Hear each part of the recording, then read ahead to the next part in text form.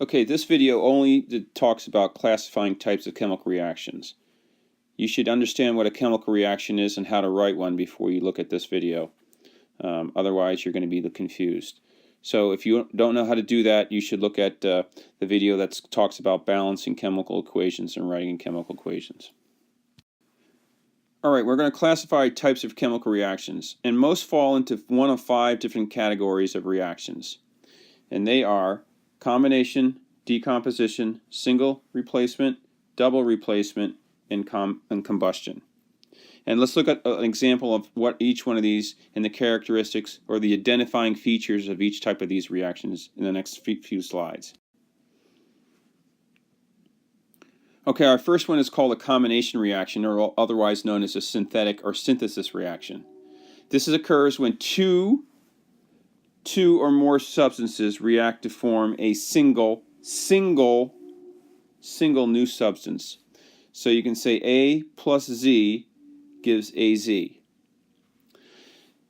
The way to recognize this is A, there's only one product,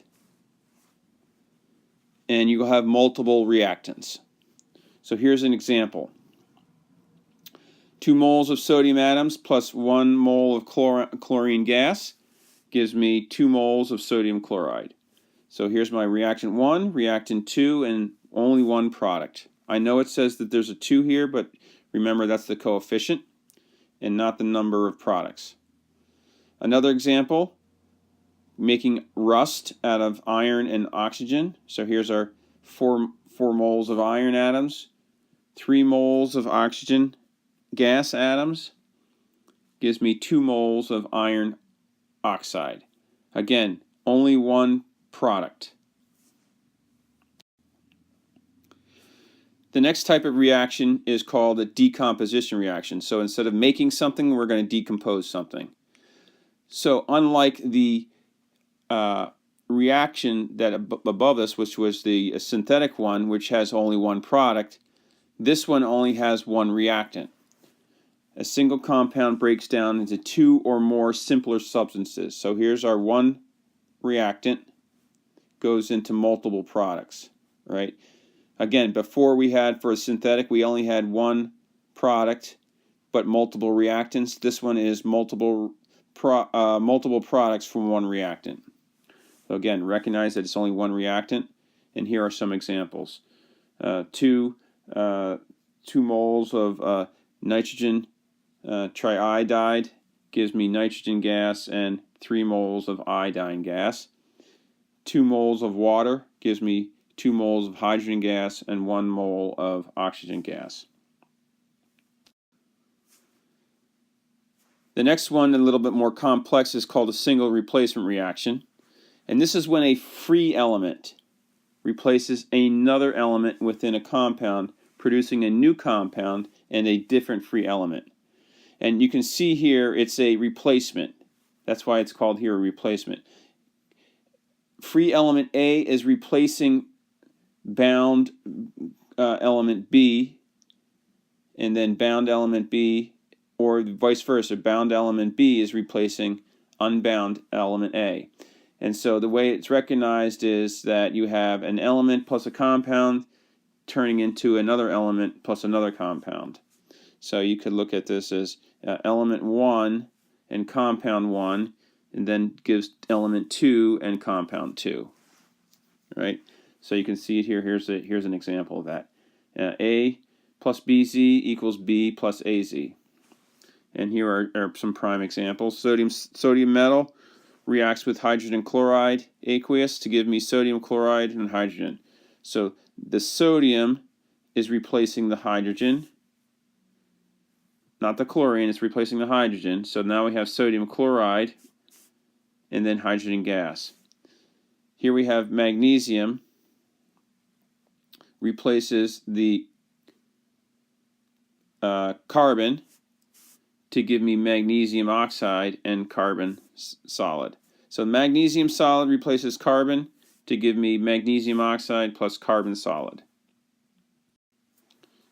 Okay, so now the next complex one is a double replacement reaction. So 2 things are being replaced. Not just one, 2 things. It's an exchange of positive ions between two compounds. And positive ions we already know are called cations, right?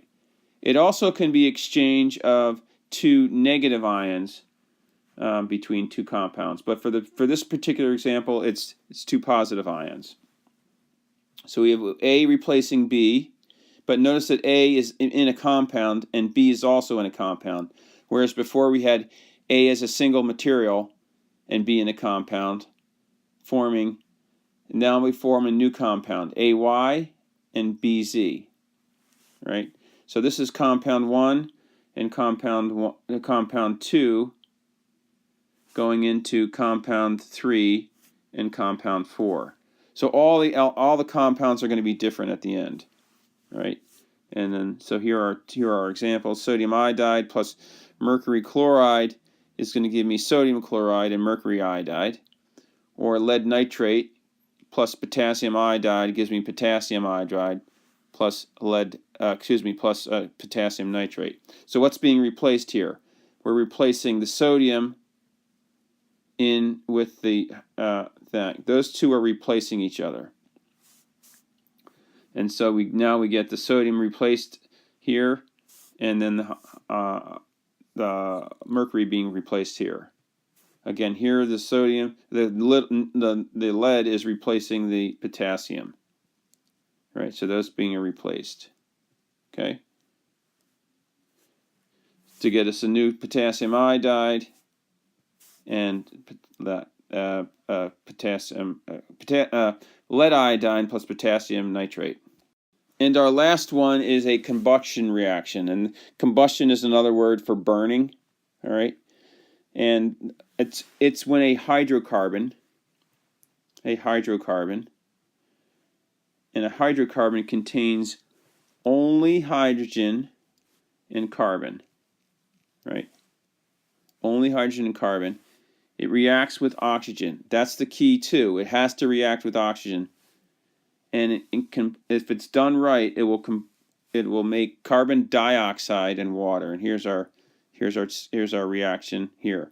Now the X's here represent that the carbon and the hydrogen could be any variety of materials, right? You could have C2H4, or you could have a C6H6, whatever, right? Then here's our oxygen. We need to have that to yield. It yields water and CO2.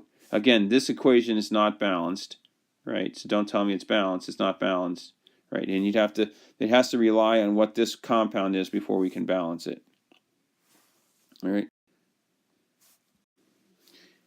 Okay, so I'm going to let you do these exercises on your own to see if you can identify which ones are decomposition, which ones are single replacement, double replacement, synthesis, etc., etc. So in a few seconds, stop the video, write down these equations and work on them, and tell me A, combination, B, decomposition, C, single replacement, D, double replacement, or E, combustion for each one of the reactions, right? And each one of the reactions is only going to have one of those letters. So stop the video now, and when you're ready, come back and start it up again. Okay, I've written down the answers to the each individual reaction on the left-hand side in blue, and so let's quickly go through them, and just to show you why I wrote them the way they did. And first one is, I told the first one was single replacement because we're replacing the chlorine with the bromine, right? And so we've done that, and now we have potassium chloride and then regular bromine. So there's a single replacement there, right? Because the bromine and chlorine are switching places. Second one is called combination because we're starting out with silver and sulfur and making silver sulfide, right? So two elements combining to make one compound. So that's going to be that.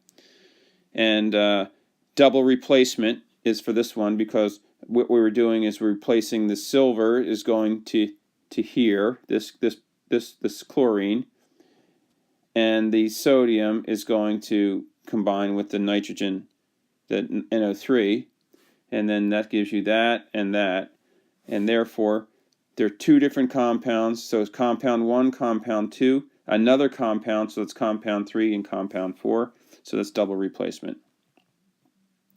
And the same thing on the next line, right? It's because we have the hydrogen replacing with the sodium to form H2O, and then the chlorine, the sodium, is replacing the hydrogen to give me NaCl.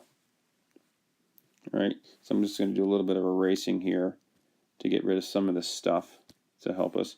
Okay, next one is we have to look at this a little bit closer, right? We have this molecule plus some oxygen gives us CO2 and water. Just by looking at CO2 and water, you should immediately start thinking it's going to be a combustion reaction. As long as I have oxygen on the other side, which I do, and some type of hydrocarbon. Remember, hydrocarbon can only have carbon and hydrogen. And so this is a combustion reaction. The next one is what we call decomposition.